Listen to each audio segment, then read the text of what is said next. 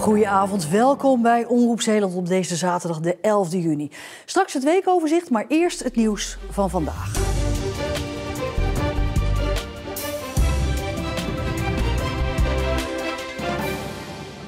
Na 2 coronajaren kon de Delta Ride for the Roses eindelijk weer van start. Zo'n 3000 deelnemers begonnen aan de rit vanuit Goes. Het beloofde een mooie fietstocht te worden voor het goede doel. Alleen werd het een rit met een zwart randje door het overlijden van een van de deelnemers. Vanmorgen bij de 120 kilometer rit is er iemand onwel geworden. Die is onmiddellijk gereanimeerd. Die is overgebracht naar het ziekenhuis. Maar die is helaas overleden. Ja, dat hakt er behoorlijk in, want wat natuurlijk een mooie dag had moeten worden, eindigt nu wel met een hele grote domper.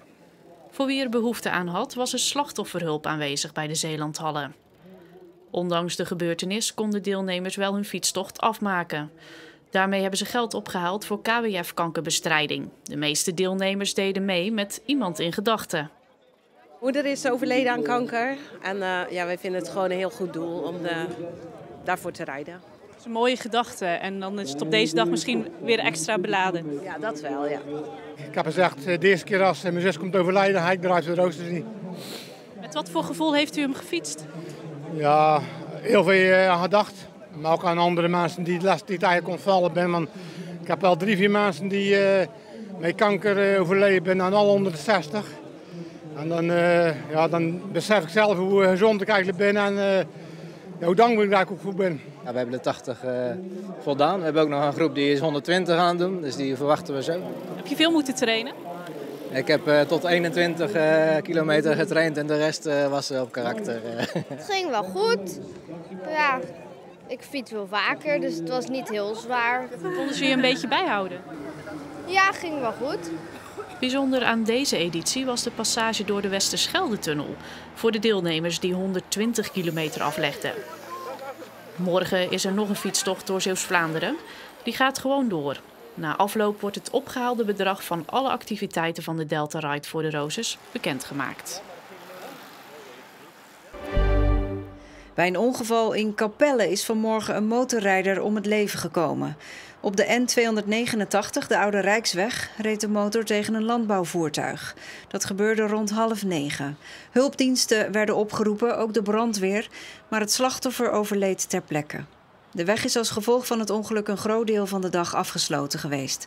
Wat er precies is gebeurd is nog niet bekend. Tot vorig jaar moesten veel Zeeuws-Vlamingen soms dagen wachten op hun medicatie. De medisch specialist in het ziekenhuis en de apotheker belden over en weer en de patiënt die moest geduld hebben. Maar na een geslaagde proef met een centraal servicepunt is het veel beter geregeld. Dat servicepunt zorgt ervoor dat wij als apotheekhoudende gelijk bij een punt terecht kunnen en daar onze vraag kunnen neerleggen. En zij gaan in contact met het ziekenhuis om die vragen opgelost te krijgen. En zij weten ook, als het servicepunt belt, dan krijgen ze alle vragen gezamenlijk in één keer. Die vragen ontstaan vooral als patiënten worden gezien door verschillende behandelaars. Of er iets is veranderd qua medicatie is dan onduidelijk. De patiënt moet een tabletje meer of een tabletje minder nemen, of er is een geneesmiddel gestopt. En als we het dan aan de patiënt aan de balie vroegen, dan konden die daar niet altijd op antwoorden. Als je bij een medisch specialist komt of je wordt ontslagen uit het ziekenhuis, dan krijg je als patiënt zoveel informatie mee. Goedemorgen, met Michaela, servicepunt. Oh ja, ik zie net dat jullie een spoedvraag hebben gevraagd voor de... Ook laat de samenwerking tussen huisarts, ziekenhuis en apotheker trends zien, die anders onzichtbaar blijven. Het servicepunt ziet dat wel. Die ziet, diezelfde vraag komt uit Breskes, die komt uit Terneuzen, die komt uit Hulst, die komt uit Axel. En zij gaan in gesprek met die polies om ervoor te zorgen dat die vragen zich niet meer stellen.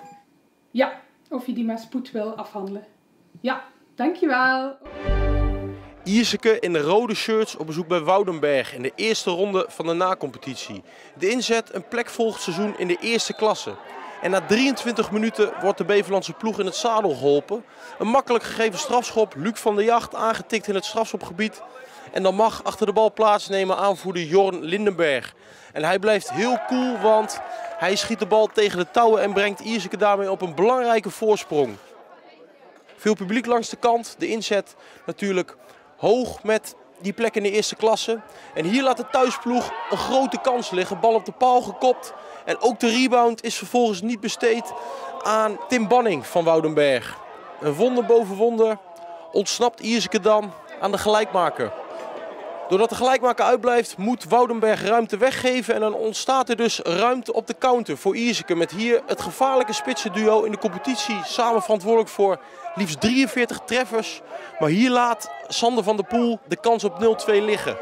Voor de overwinning maakt dat niet uit, want Ierseke wint met 1-0 op bezoek bij Woudenberg. En gaat dinsdag spelen tegen Wieldrecht in de tweede ronde van de nacompetitie. We hadden prima weer vandaag. In eerste instantie kwam er nog veel bewolking voor, maar in de loop van de dag kreeg de zon steeds meer ruimte. En aan het einde van de middag en ook vanavond is er nauwelijks bewolking. Met een matige west-zuidwestenwind kwamen de temperaturen te liggen rond 20 tot 23 graden. Vanavond blijft het nog lang zonnig en vannacht zijn er brede opklaringen bij 11 tot 14 graden. En ook morgen krijgen we weer een mooie dag met vrij zonnig weer, al zijn er wel wat meer hogere wolkenvelden.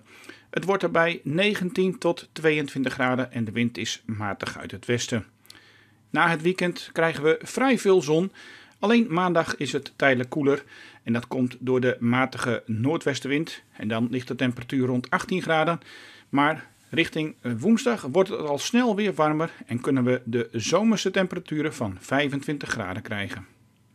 En tot zover het korte nieuws en ook het korte weerbericht van deze zaterdag. Meer actueel nieuws ziet u op onze site. Zometeen het weekoverzicht van het Zeeuwse nieuws.